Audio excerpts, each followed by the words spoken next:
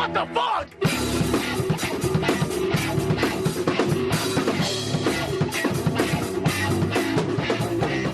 Hello and welcome to Taste Like Tea, a podcast in which I talk about myself. My name is Theo. Don't call me Ted. Hello. It is a day. I am in a unconventional recording spot, but it is very, very nice. Any view of cars are parked. I am mostly surrounded by green, and the sound of the highway is muffled by those green things, which is awesome. Kind of. I mean, I still heard that. But, today's an episode that I'm recording. Hello, hi. It's an episode of the podcast that you're listening to. Yesterday was a weird day. Apparently enough to talk about. I already wrote about it in one of my reviews, which is interesting. But and I actually talked about it on my previous episode. My neck fucking hurts. My partner said it's because I probably slept wrong.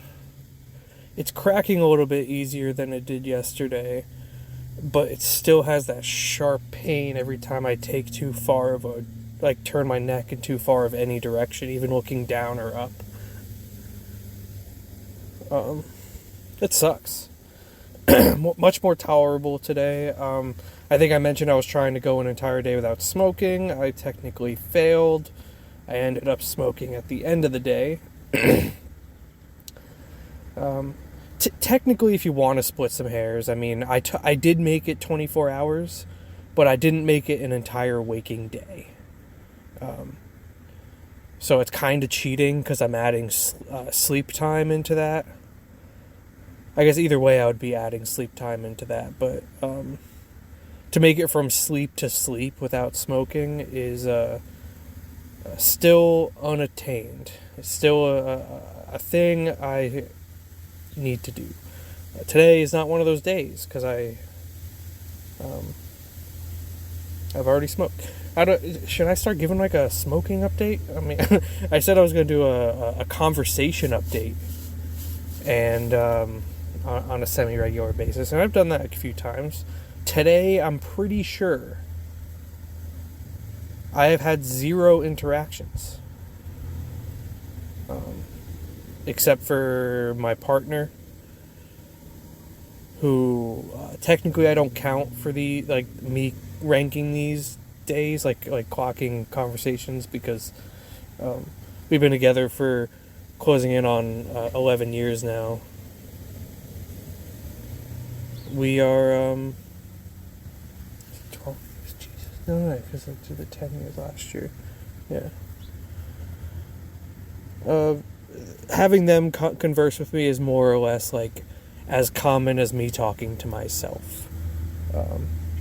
Just in the oeuvre of people I talk to on a regular basis. Me and my partner. And that's kind of it. I had 0 verbal interactions. I did have to do a work interaction, which I guess they always are, but this one was merely through text chat, and no verbal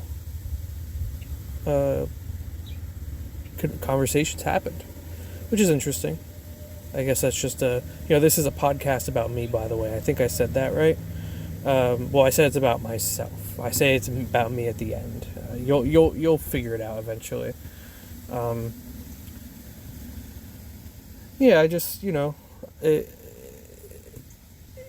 I find it interesting because my first job, I would be talking up to like 90 people a day, simply because it was a customer service job where I served food from behind a counter.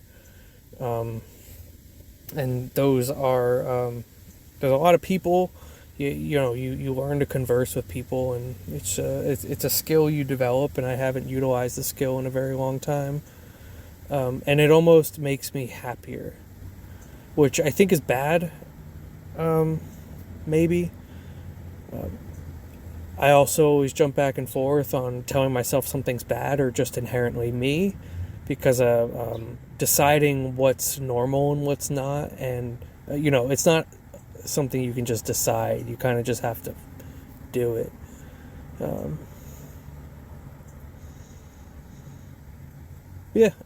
I don't. Whatever I'm talking about, whatever it is, I don't remember. Had something to do with conversations. I'm talking on a podcast. I'm parked in a new spot. There's no visual sight of the highway. Kind of. Is that the highway over there? If it is, it's very not busy today, which is totally not true. So, anythingbutted@gmail.com. If you want to reach out to me, you totally can. You can tell me how you got your neck to stop hurting, which would be very useful. You could tell me, which is funny because this is being posted like 2 weeks after I record it. But yeah, you could give me tips on what to do about my root canal. Oh yeah, that's interesting. This is like a kind of a monumental episode. This is officially the first episode, the last episode. So the photo of the podcast right now, assuming you're not listening to this years later where I have decided to change it for some reason. Maybe I thought having a graphic or something would be more up my alley. But the picture for the podcast, that's a most recent X-ray of my mouth, which was a couple months ago now. And it's apparently my left side, although I can't conceptualize it. I think because it's taken from the right. I don't understand how teeth x-rays work from side profiles, because I'm pretty sure the picture is from the right side, but it's looking at the teeth on my left side. But what it is it's an x-ray of my teeth. And the red circle is me marking where my cavity is, or at least where I'm pretty sure I was told that my cavity was. Which I have. I have a cavity.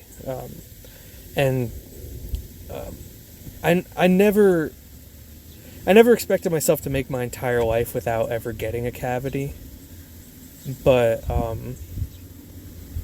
I made it through my entire childhood without getting a cavity.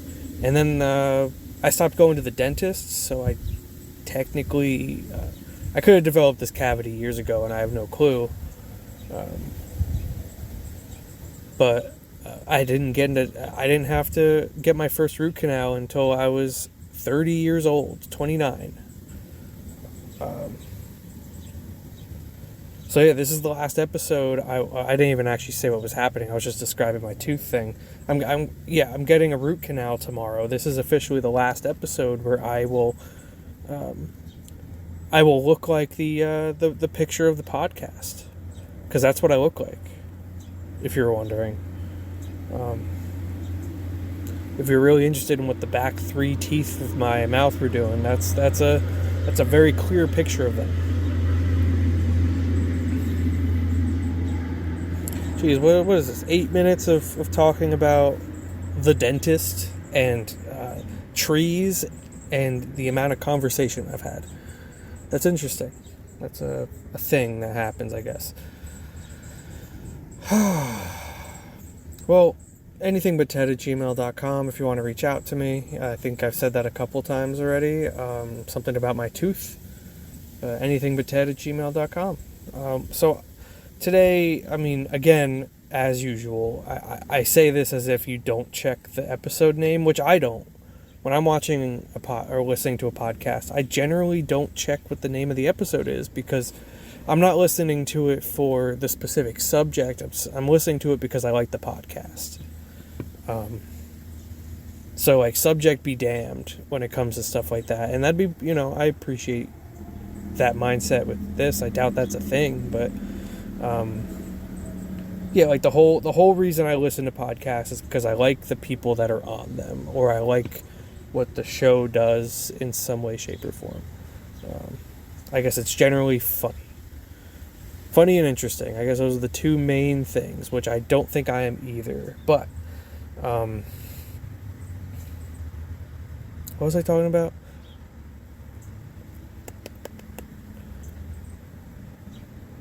Films.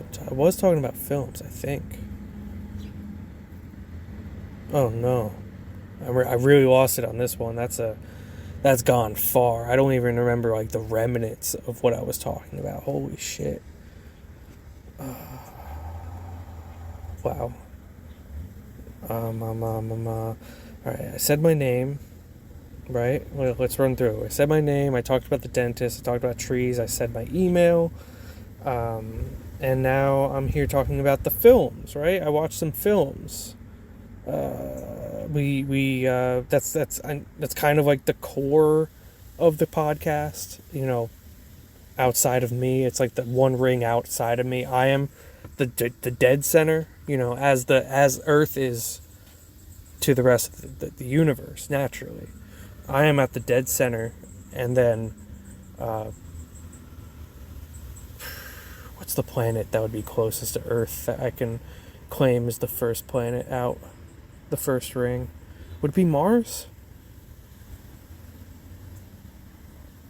It would be Venus or Mars, right? My very excellent mother, right? I don't know.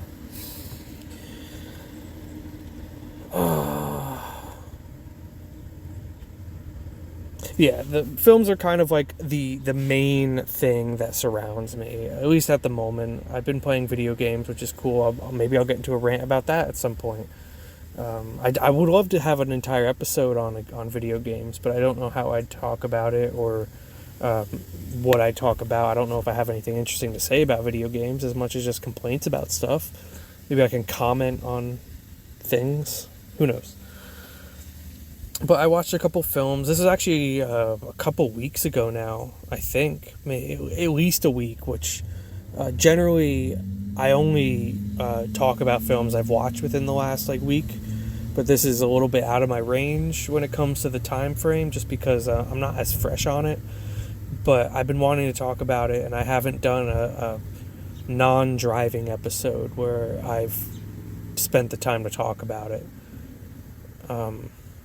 So it's not going to be like a Louise Lasser episode where I just kind of make it specifically about her and her existence.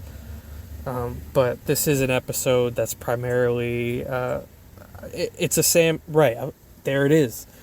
I was talking about episode names and why I don't check them, but it might be interesting that people do. And why you might not have to know what the episode... You might not know what the episode is because you're like me and didn't check the episode name. Or probably you did by now because I baited you into it because I never said it. But this is a Sam Neill double feature. As kind of like a reaction to the death of Sam Neill, who... although I've known my entire life, I've known who he was by face, simply because I grew up watching Jurassic Park, and he was kind of like the only reason I watched Jurassic Park. But so I've been around him, but I didn't know his name, and I didn't know any other films he was in until I started doing this film a day thing, and those ever since I found out that he is he's from New Zealand, which when I watched Jurassic Park, I was just convinced he did not have an accent. I thought he was an American actor, and I had no fucking idea. So when I think I watched... The first thing I watched that wasn't Jurassic Park with Sam Neill in it, I'm pretty sure it's Death in Brunswick, I think is what it's called. Killing in Brunswick, Death in Brunswick.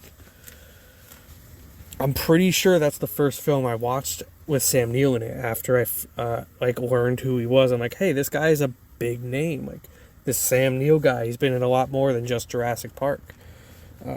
And I came across that because his face is on the cover of Death in Brunswick. So it's just, If it wasn't for my cinematic journey, I wouldn't even know about this guy. And I probably ignored countless video game publisher or developers' deaths over the last year because I've been focusing on films. I could only retain so much at one moment. It's just a thing. I have passions that kind of lie dormant until I reactivate them and kind of refamiliarize myself. And video games, I'm getting back into it. I'm kind of comparing things to video games again and stuff. So, it's in my mind. Anyway, it's a nice blue jay. Sam Neill. I'm doing a Sam Neill double feature.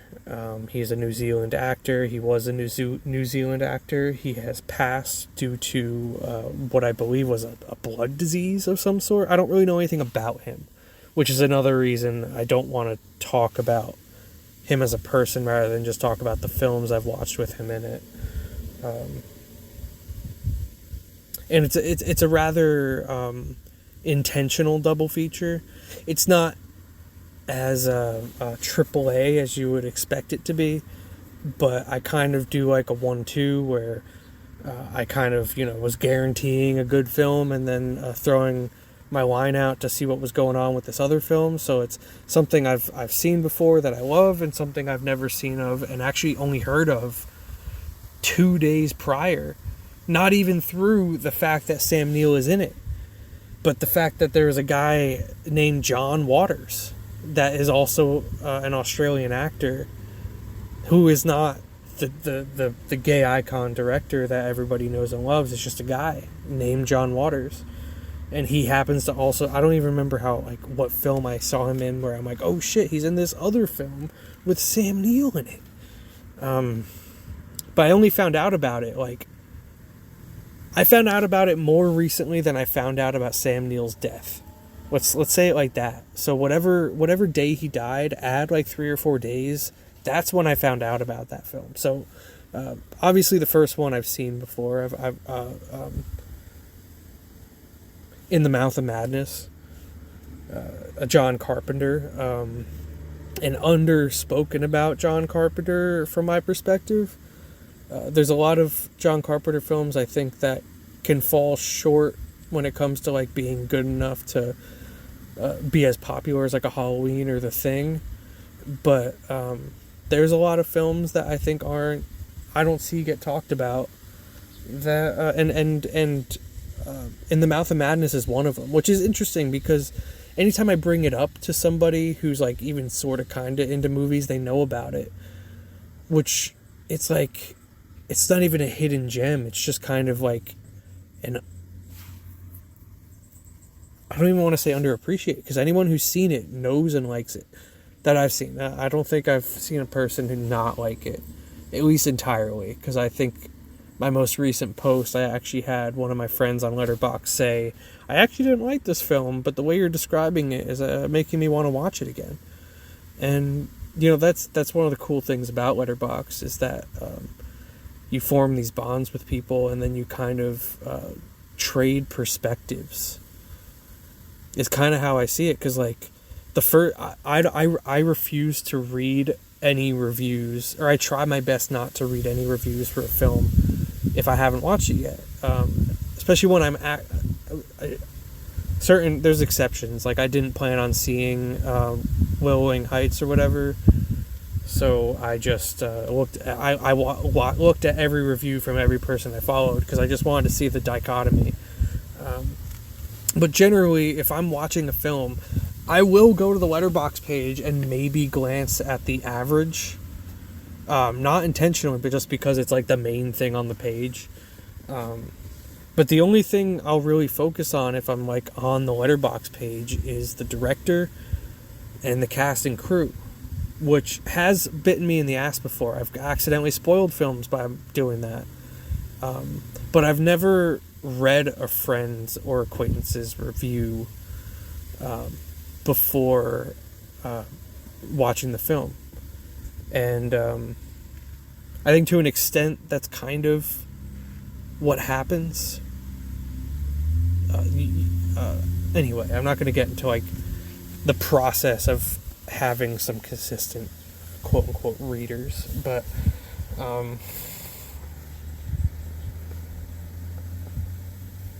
Yeah, I watched In the Mouth of Madness, and it is a very good film directed by John Carpenter, starring Sam Neill, and it is John Carpenter's Stephen King fan fiction. And that's what I said the first time I watched it. I'm actually going to open up the Letterboxd page because I need to check the year of when it came out. Because if it's like the film he made directly after... what am I looking for?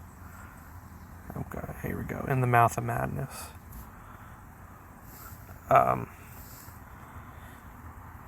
Because he worked with Stephen King, like, directly. Stephen King was on set for Christine. So, like, he is acquainted minimum with him. So, let's see. Christine came out 83 to 94. It's 11 years. He made 2, 4, 6 films between. I can't say that that's much of something. Prince of Darkness. Yeah, so it may not be directly Stephen King, but it's a Stephen King fan fiction. It's kind of described more as an H.P. Lovecraft, which I mean that's kind of what Stephen King is, except for the main thing that H.P. Lovecraft, I'm pretty sure wasn't popular. He was one of those writers that didn't blow up until like a generation later, because he was like, just part of. I don't know. I don't know the history of when writers get popular, but I'm almost positive that I almost just said Tesla, which is another underappreciated racist. I think he was racist too. But H.P. Lovecraft is kind of what's evoked more with like the tentacles and the dangerous texts and stuff like that. But it's Stephen King. The paperbacks that are sold have Stephen King fonts on them. The covers and the names of the books are set very Stephen King, which, I mean, again, you could say that about H.P. Lovecraft with at least the titles, because, it's also just kind of like a horror thing to say, like, The Face, which is a Dean Koontz book, if you want another example. But Dean Koontz and Magic Talking Dogs, I think I need to read a Dean Koontz because I want to know how mythical those magical talking dogs are, or if it's kind of just like there's a fucking dog talking to me and it's just a guy freaking out. Like I want to know how Dean Koontz does that without it sounding childish, because to me it sounds corny and childish. But anyway, it's claimed to be H.P. Lovecraft. It's kind of portrayed a little bit more like H.P. Lovecraft, but it's Stephen King.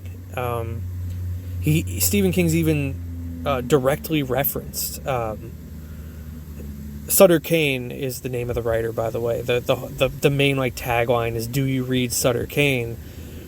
Because people started reading Sutter Kane novels, and they became violent and like convinced that they were part of the book in some way. So like that's super interesting.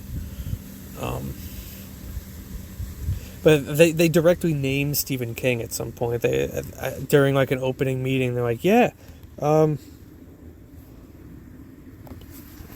on. Yeah, there's literally a scene where I think it's his publisher. No, there's no publisher. What is he? Yeah. So sorry, I had to do another pause.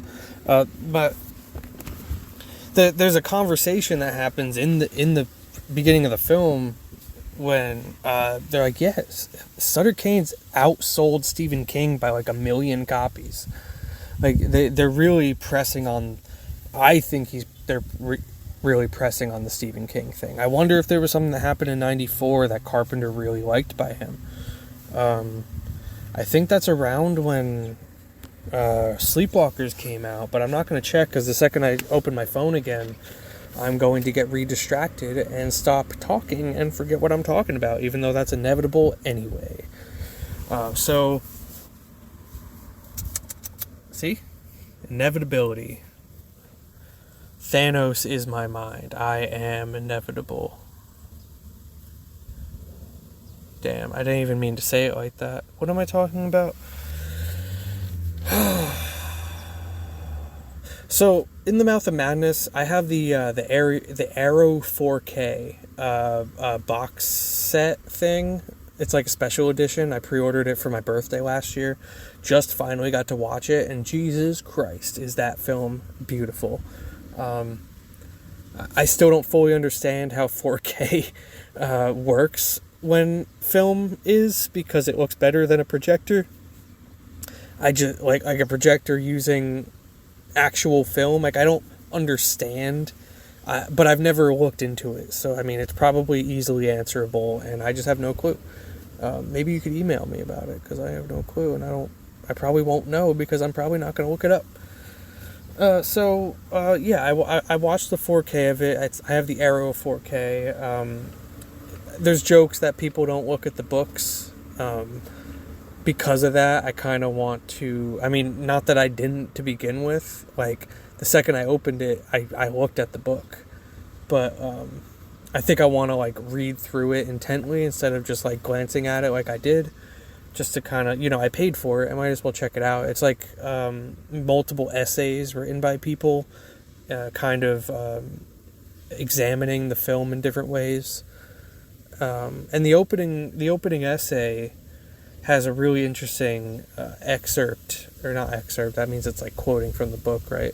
I mean, I'll be paraphrasing from this guy who's talking about the film, talking about a book.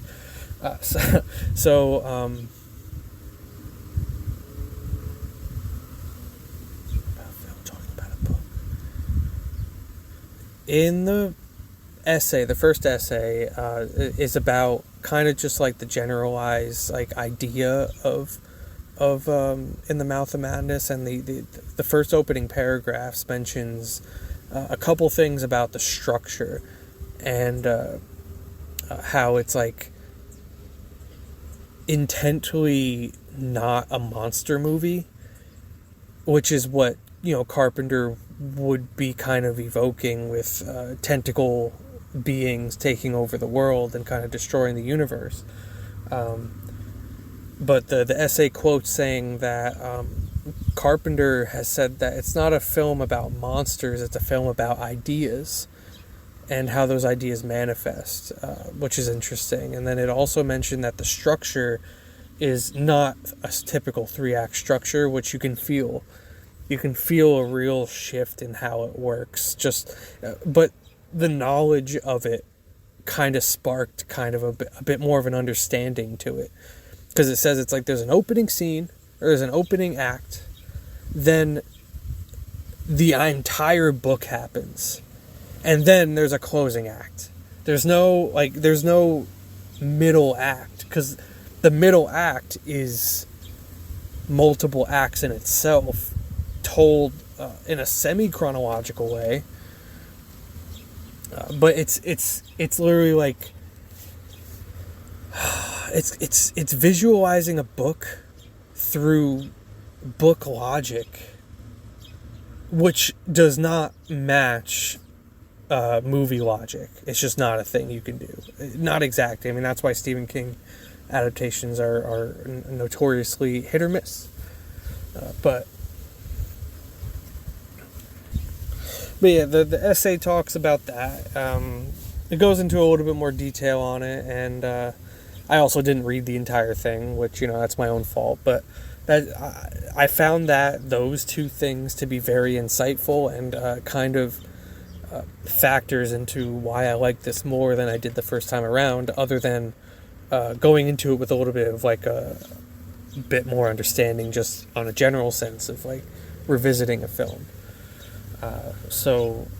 The film opens, and it's kind of just Sam Neill finding out about this writer. I don't even remember what the hell he does. I think he's like an insurance fraud investigator, I think.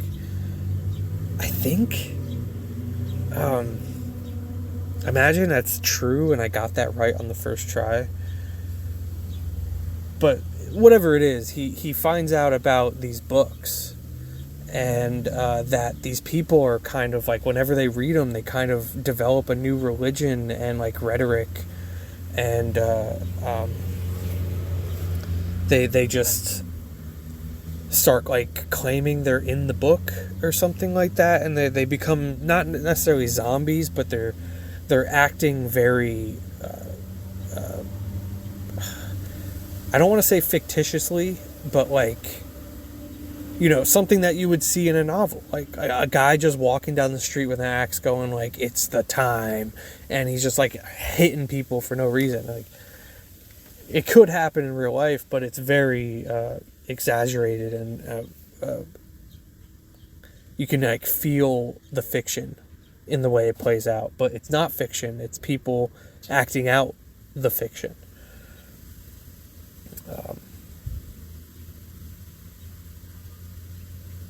I always describe Carpenter films as kind of video gamey.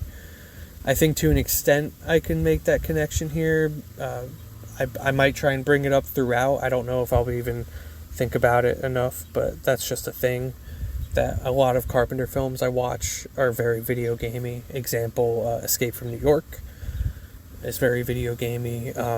Assault on Precinct 13 is very video gamey. Yeah, so Sam Neill, he learns about these books, and he kind of gets engulfed himself. He starts reading all the books that are out to investigate and understand who this Sutter Kane guy is, and in that process, he kind of goes a little crazy. He, well, maybe not crazy. He's investigating, so he's trying to see things, and while he's reading the books, I think there's like 4 to 6 books he has, and he's trying to read them through, just like power through them, and he notices there's this thin red line on the cover of the books, and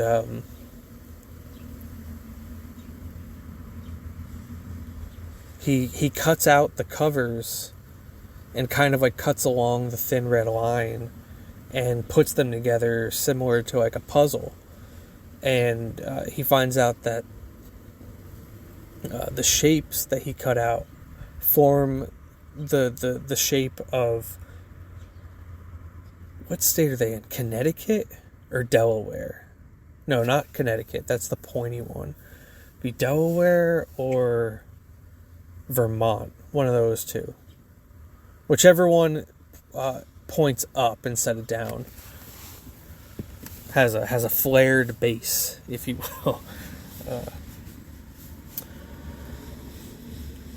But Sam Neill discovers this, and he's like, I'm convinced that whatever town that these books are happening in is, because the whole thing, you know, Sutter Kane is, as I said, H.P. Lovecraft and Stephen King, so they're writers that they're not just horror writers, they're writers that have their own mythology that they built off of each other, where it all kind of takes place in the same area, and it all kind of takes place continuously in the same universe, if not directly connected through time and space.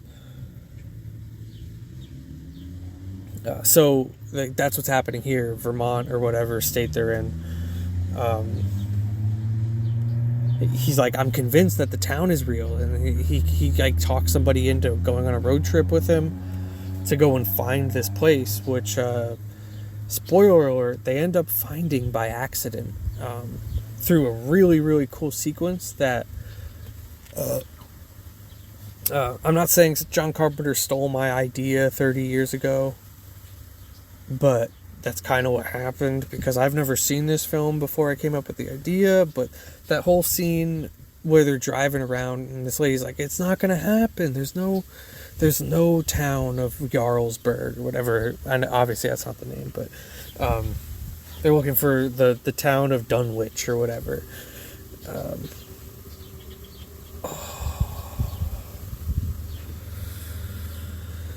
And they accidentally happen upon it, and that's where the shift happens, because once once they go on that road trip, and this woman, she's driving, Sam Neill is asleep. She experiences this, while she's driving, this void.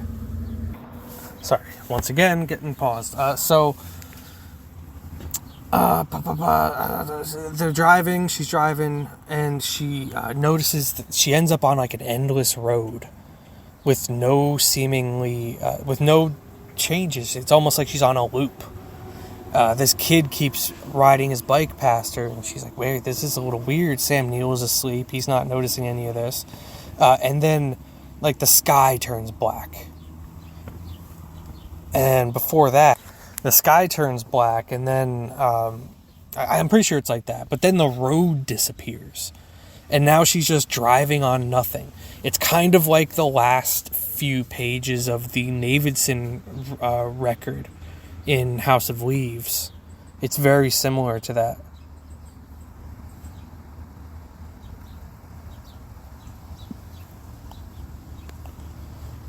But I'm obviously I'm joking when I say that John Carpenter stole my idea, but I was writing a short story that I never finished about a year ago that was in fact like almost that exact idea.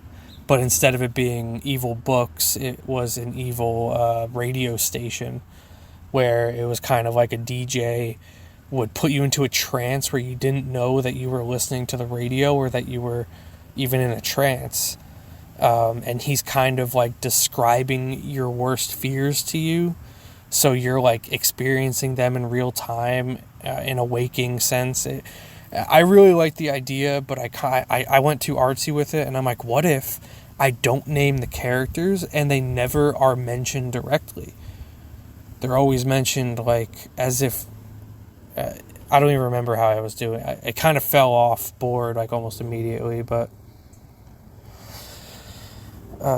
yeah, that's always like the big thing I think about when I watch this film, which I've only seen it twice now, but both times I'm like, that's my fucking idea. And I think it's so cool visualized, and I think it would be a really cool idea if I finished the story. I think I should still try to, or maybe rewrite it or something, because I think it's really cool. And it like just it being like a 5-minute sequence, if even that, in this film is just a great example of why I like it. So she like gets out of this trance, the road comes back, she crosses a bridge, and boom, they found the town that they were looking for, the fictional town that supposedly doesn't exist. They found it.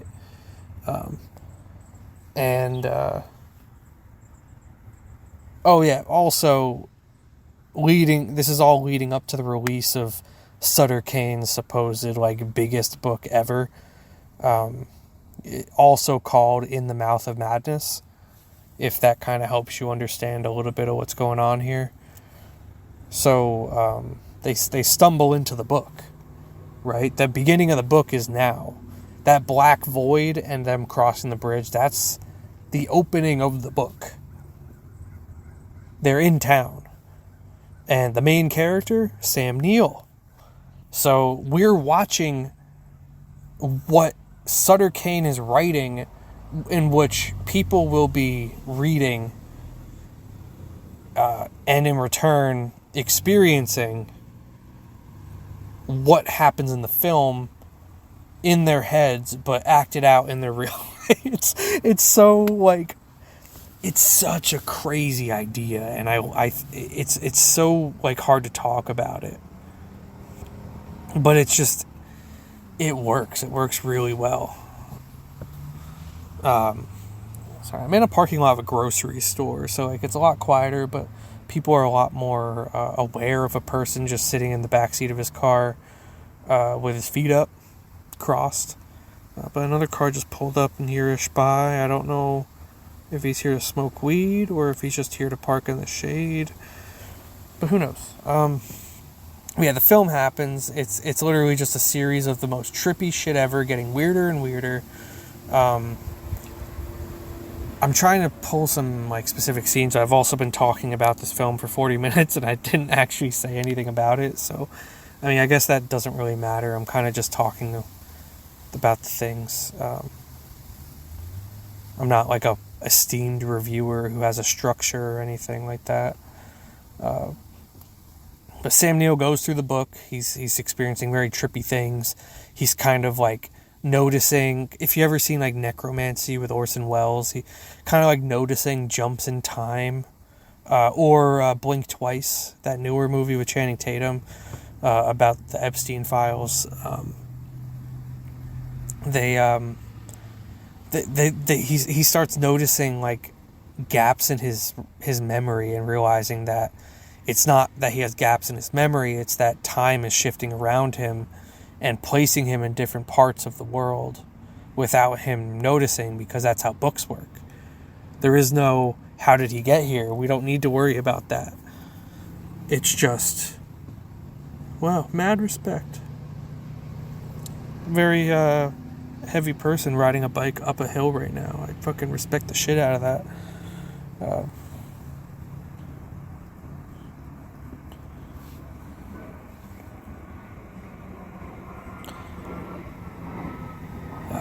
Shit, what am I talking about now? Sam Neill becomes the crazy person in real life. No, that doesn't happen yet.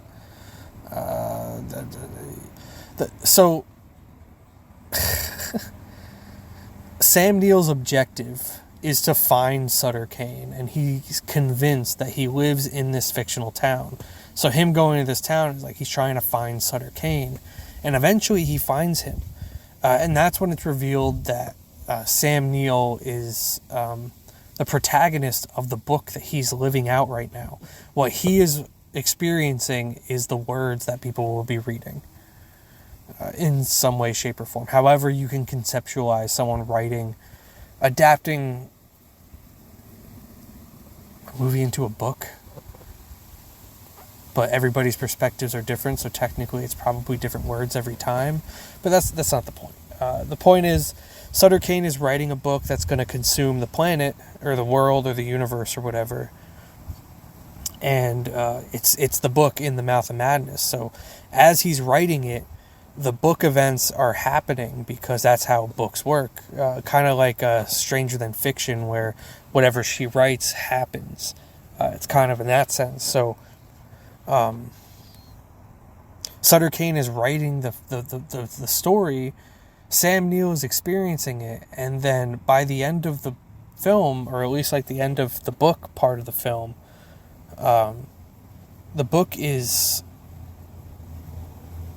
finished being written and being put on shelves and being sold to people. And for every person that reads that book, their reality becomes that book, which ends up releasing an old god, essentially, literally just like a Cthulhu,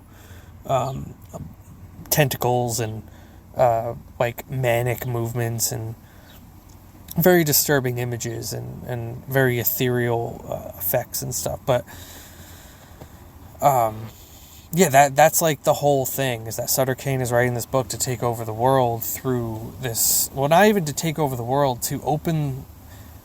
The portal opens by people believing it's there, kind of like a Rocco's basilisk thing, where the more anybody who knows about it will inevitably be involved in it, right? Willing or not, you knowing about it is enough to influence the real world in a powerful way. So everybody reads the book, and there's a line. There's a really good line. I think Sutter Kane says it. That's something along the lines of like,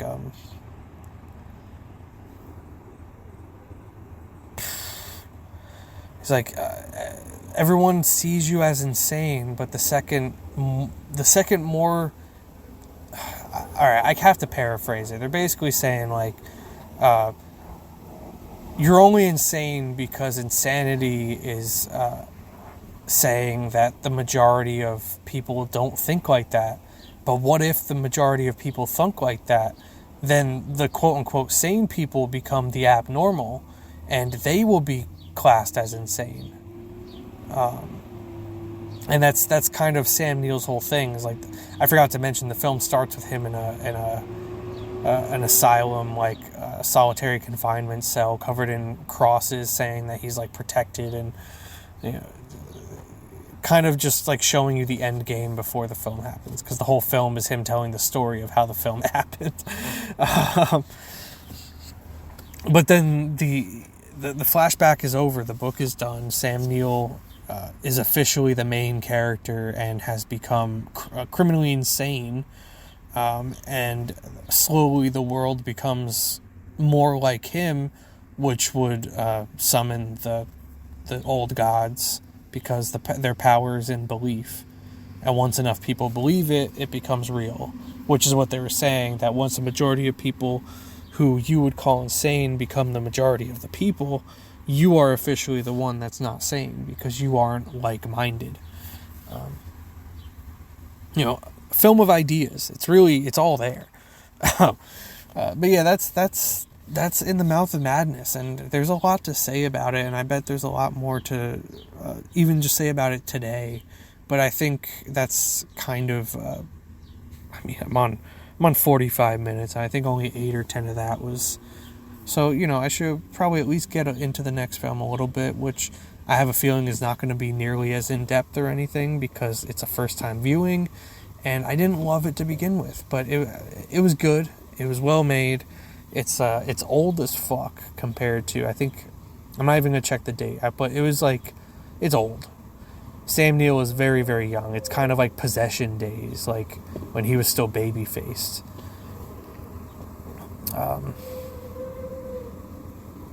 But the second film I watched in the Sam Neill Memorial double feature is a film that was funded by the Australian government.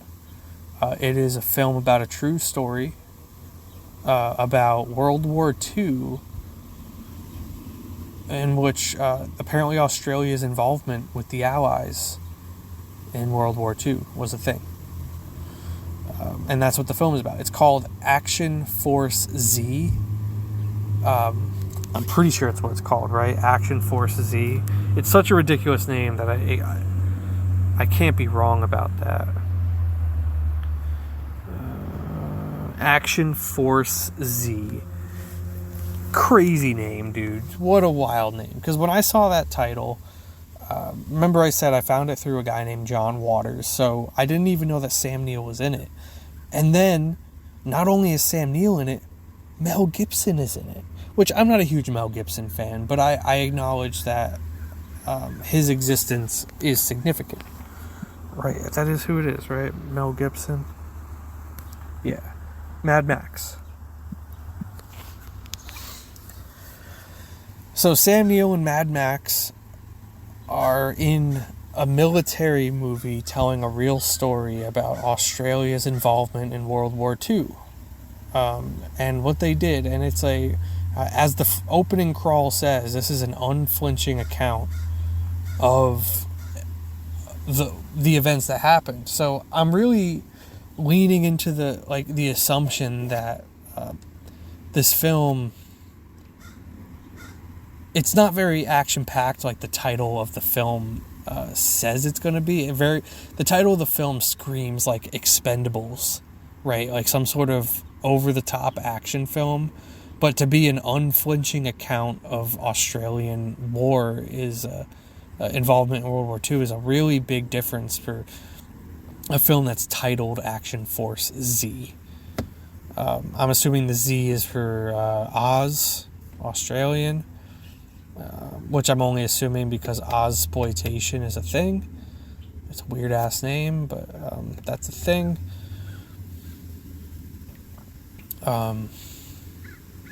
An Action Force, I mean, it's as action movie as it sounds, it's probably just as on the nose as possible. I'm pretty sure they weren't actually called Action Force Z. I found the original. I found the Wikipedia page that describes the events of the film, not through the film Wikipedia page, but like the real life events. So that was really interesting. I didn't read through the entire thing, but I saw that like the name of the mission and that the way the film opens is exactly how the mission started, where they only had like canvas boats or whatever. I don't think it was canvas, but they had like a very specific kind of like weaker stealth boat that they used to sneak into Japan on. Which, by the way, the Australian involvement in World War II as an ally is that they went behind Japanese lines and kind of like fucked with them. They did some Uncharted 2 shit. So that's what the film is about, and I gotta say, like, I mean, it's kind of like TV movie kind of gruesome. It's not like Threads, where it's just like ultimate real, like most destructive movie ever when it comes to like mentally preparing yourself to see something. But it's not like gory, but it is unflinching in the sense that although the film does turn into like a martial arts film at some point, I don't know if that was like meant for entertainment or if the Chinese involvement with the Australians was truly and then they started fighting with their fists. I don't know if that actually happened, but yeah, so the film starts with them on boats getting into the jungle, and they end up in like a gunfight or something like that. They get ambushed on their way to like sneak up on them or whatever. So they get to a gunfight, and one of the guys gets injured so early into the mission, and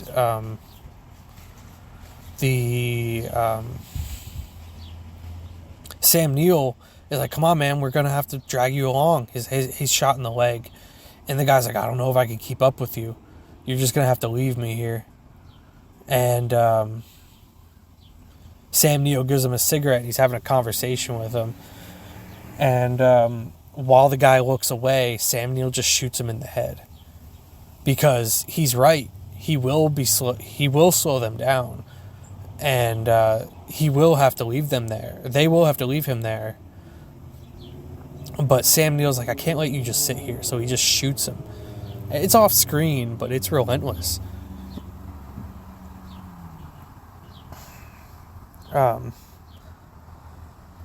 Now, like I said, I watched these films like over 2 weeks ago, so I actually don't have a full recount of what happened, and the film got a little, I don't want to say boring, but maybe slow after that opening fight. They meet a Chinese farm family who are being harassed by the Japanese, and I think they like kill them out and team up with the Chinese in some way, where they're like, "Yeah, we can show you where to go." So one of the guys joins their crew and kind of replaces the dead guy that they had, and he's kind of leading the way through the forest, where they kind of just slowly but surely find like more Japanese people to attack or sneak past.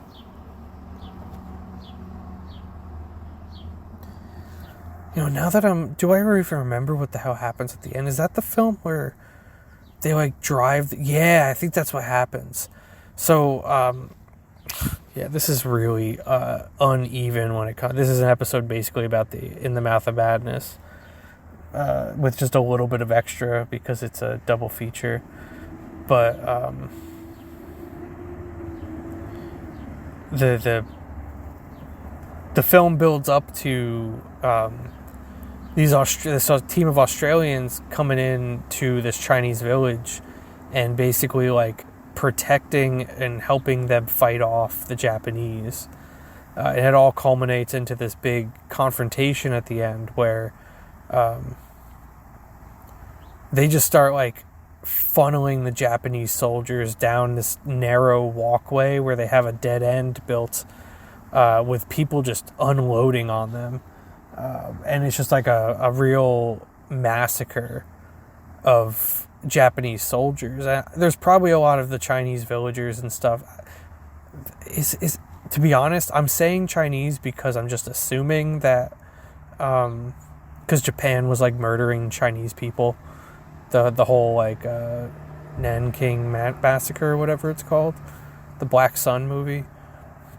Like, so Japan in World War II was just murdering Chinese people, and this is them. Like, they probably got a lot of dead Chinese people. So that's why I'm assuming that the people that they team up with are Chinese and not just like fellow Japanese people who are just willing to rebel against their government.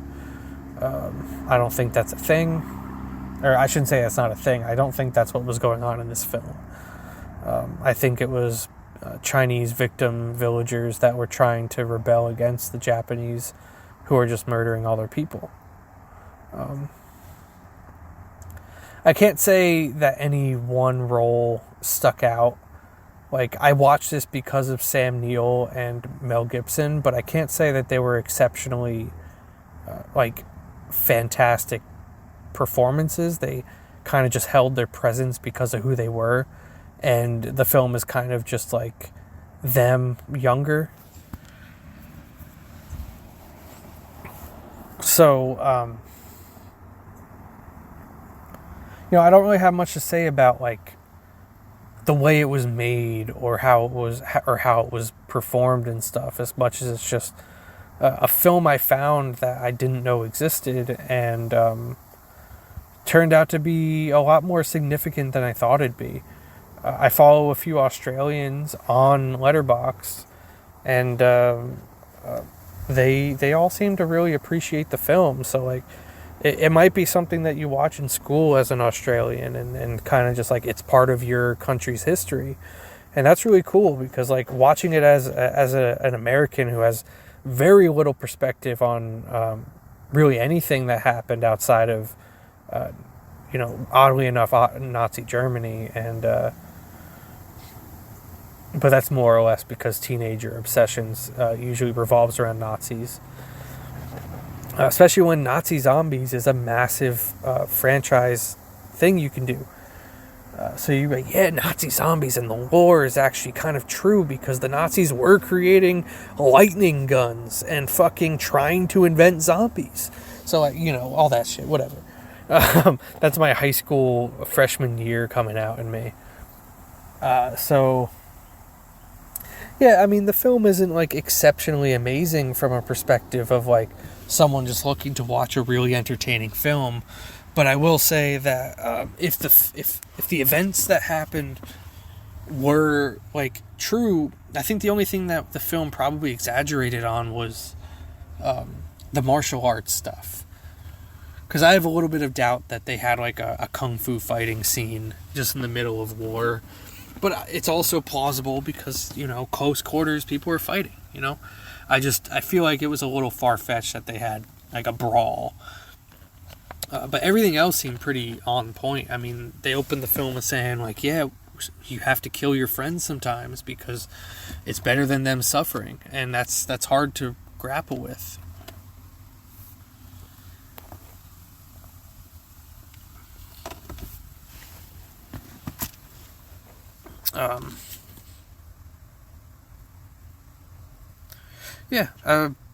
I think it's a really interesting film. I think it should be watched more.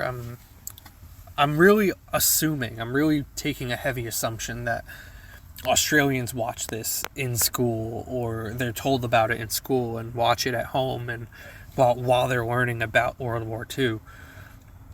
But I also can't imagine what World War II talk is to a country that on the books never was involved, I think.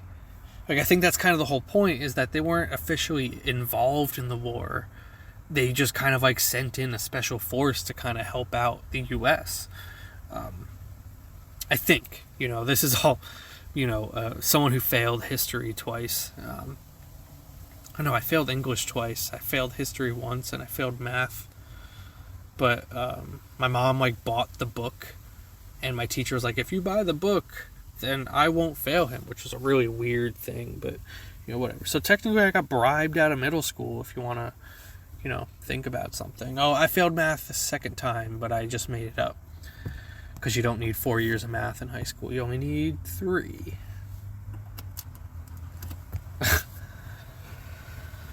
I was a really bad student.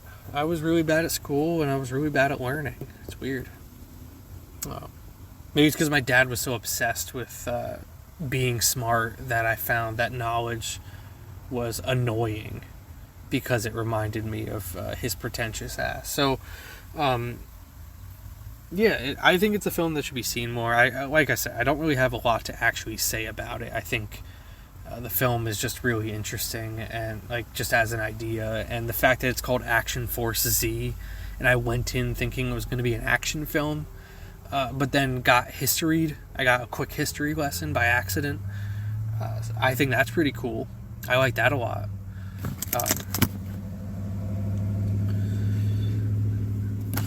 But yeah, I can't say I knew about it.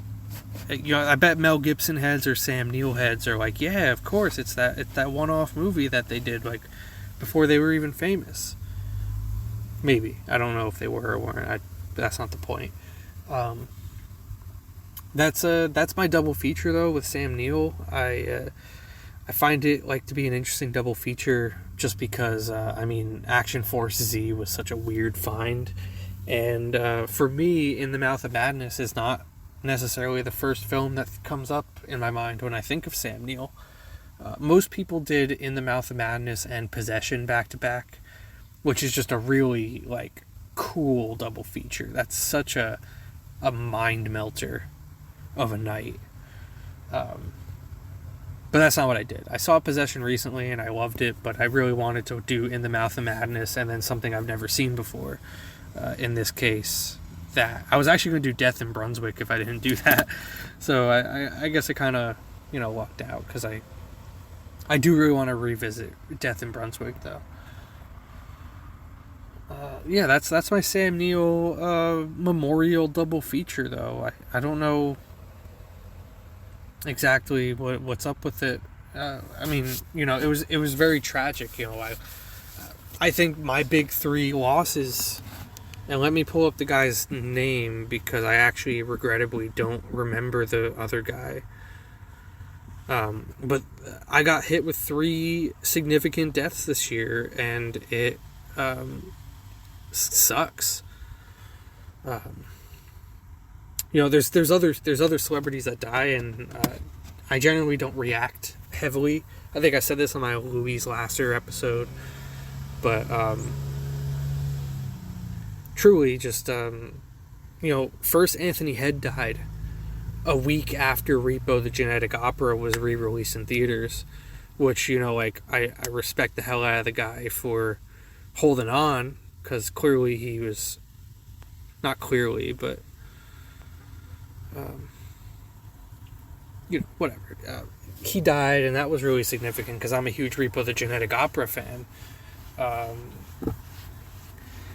Then Louise Lasser dies, and that hits me like hard because that I looked her up and I'm like, holy shit, she died 3 days ago or 2 days ago. Like, I'm heartbroken. I didn't even know she was still alive, which makes me even more heartbroken. So Louise Lasser dies, Anthony Head dies, Louise Lasser dies, and then Sam Neill dies, and it's just like, I never knew that I was going to be a person that would react negatively to a celebrity's death. And Oliver Tree died recently, which also sucks. I was really into him for a while, and I think I respect the hell out of him as just like a creator and an artist. So that is a whole thing in itself. But Sam Neill was another curveball for me because, except this one was not something I accidentally happened upon, but it was something that I logged into my computer at work, and Google or Microsoft's forced here's your updates for the day on Windows 11 was just kind of Sam Neill's fucking dead, and that sucks.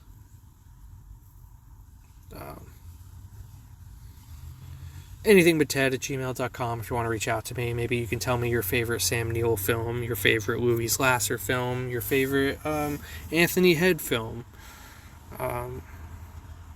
This is an episode about Sam Neill, so maybe just stick to the Sam Neill thing if you really want to reach out and tell me about it. anythingbutted@gmail.com is where you can do that. I don't really know why I'm saying this out loud. I don't know if I'll ever say it again, but ratings exist. I don't really know why you would rate a podcast like mine. It's probably not something you'd rate well if you did, so maybe don't. But that's a thing that happens. I've been getting like a small surge occasionally of like 7 or 8 episodes being downloaded at once, so it kind of seems like occasionally I get, a couple hits, and the way I see it and the way I put things out in the world is kind of like, I like it and I think it's pretty good, therefore at least one other person is gonna like it or think it's pretty good. So like, yeah, I listen to my own podcasts sometimes. I used to watch my own YouTube videos when I was still uploading those on the daily. Like, I am entertaining to myself. Maybe it's my lack of friends. Maybe it's how I grew up playing Yu-Gi-Oh! By myself or playing chess by myself or whatever. But whatever it is, I can only assume that my perspectives and stuff are interesting to somebody. And, other than the fact that this is a good outlet for me to just talk into the void and get a lot of the things I've been thinking about out, which has been helping. It's I don't know if it helps my short-term or long-term memory in any way, shape, or form, but it's been helping me socially with kind of like the idea of like, I have so much I'm thinking about at one point that I don't know what to speak about, and then I don't speak because I can't think of what to talk about. This podcast is a way to not have to worry about that, because as much as there's things I would probably want to talk to everybody I ever talk to about, at least I can get it out somewhere, and I can stick to like higher priority things.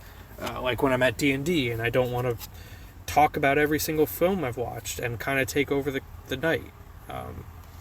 Which I feel like I used to do at some points, where like every time there was a silence in the conversation, I'd pull up my diary and go, so I watched this, and everyone was like, oh great, let's hear about that. Gotta say, I do love a good, hey, I watched this movie though at D&D, and sometimes I watch some weird ass fucking movies, and I think that for some of my friends, they just have no idea about the kind of shit that exists, and I think I am a bridge into that thing. Be it porn, be it weird horror films, be it low budget films, be it foreign films, or video games. I'm definitely not like top of the line on. My buddy Jared is definitely the guy that knows what's going on with video games, but as of right now, I'm the movie guy, and that's kind of cool, I think.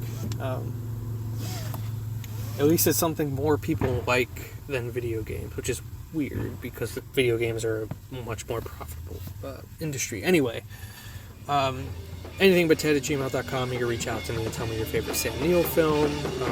You have been listening to Tastes Like Tea, a podcast about me and I am he, and tea. Thank you.